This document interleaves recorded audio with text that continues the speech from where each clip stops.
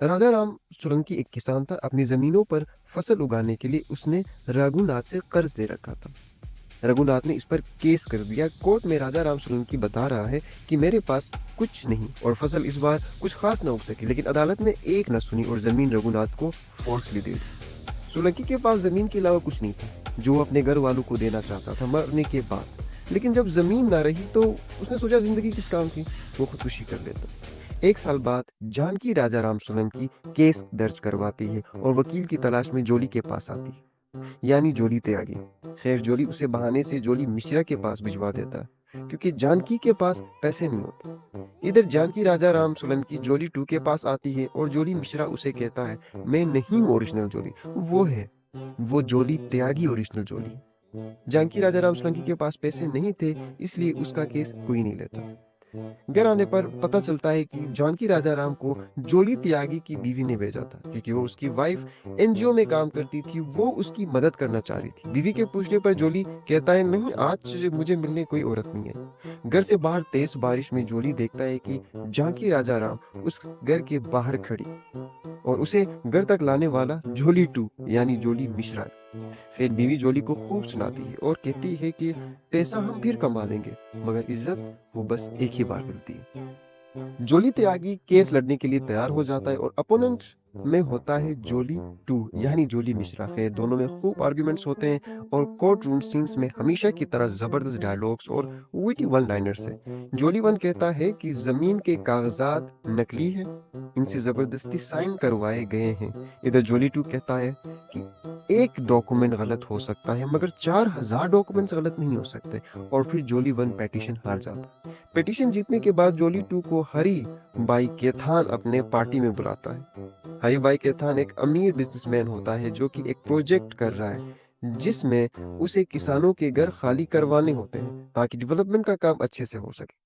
खैर, वो जोली को अपने पास काम करने पे आमादा करता है और जोली पैसों की लालच में मान जाता है। घर आते जोली देखता है कि जानकी सोलंकी उसके घर के दरवाजे पर बैठी है।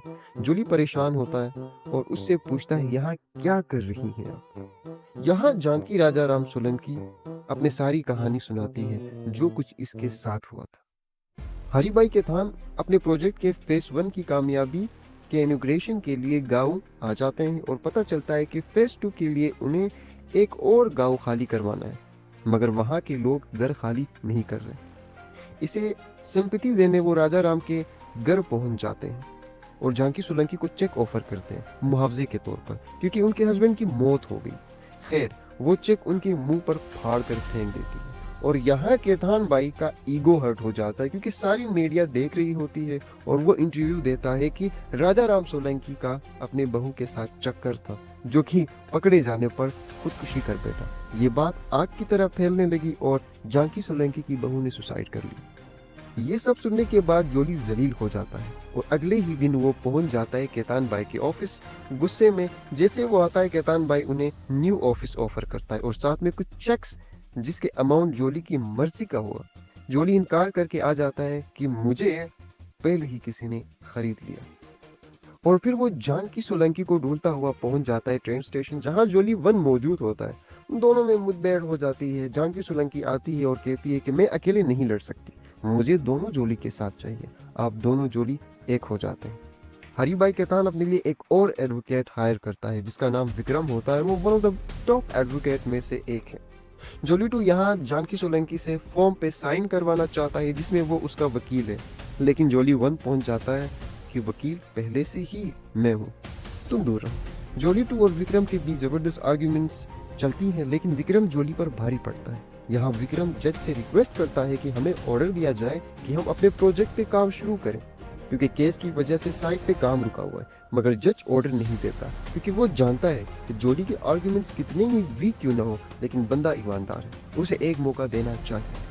इधर दोनों जोली आपस में भिड़ जाते हैं क्योंकि जोली वन कहता है कि तुम हंस क्यों रहे थे और जोली टू कहता है कि तुम जोक्स मार रहे थे अंदर कोर्ट रूम में, इसीलिए दोनों के बीच लड़ाई हो जाती है। हरीबाई केतान यहाँ सबसे कहता है कि जबरदस्ती भी गाँव वालों को वहां से निकालो क्योंकि मुझे वो गाँव खाली चाहिए क्योंकि वक्त जाया हो रहा है। दोनों जोली की बीवियां उन्हें समझाती हैं कि अकेले केतान के कुछ नहीं बिगाड़ पाओगे, साथ में कर पाओगे कुछ और तुम लोगों की लड़ाई की वजह से किसानों के साथ बुरा नहीं होना चाहिए।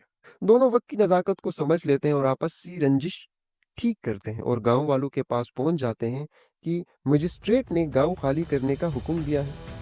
पुलिस आ रही है और वो चाहती है कि हम लोग गलत करें, वो हंगामा करे, बस आप लोगों ने चुप रहना है। इतने में एक बंदा गोली चलाकर उनके एक बंदे को मार देता है। तो अब हंगामा खेज हो जाता है। शूटर जिसने शूट किया था वो भाग जाता है और जोली मिश्रा उस शूटर के पीछे भागता है। फिर शूटर को उसके पार्टनर्स ही मार देते हैं। जोली मिश्रा वापस गाँव आता है, देखता है बिल्कुल वीरान हो चुका है और जोली त्यागी को गोली लगी। वो उसे हॉस्पिटल पहुंचाता है और थका हारा जोली बस रोने लगता है।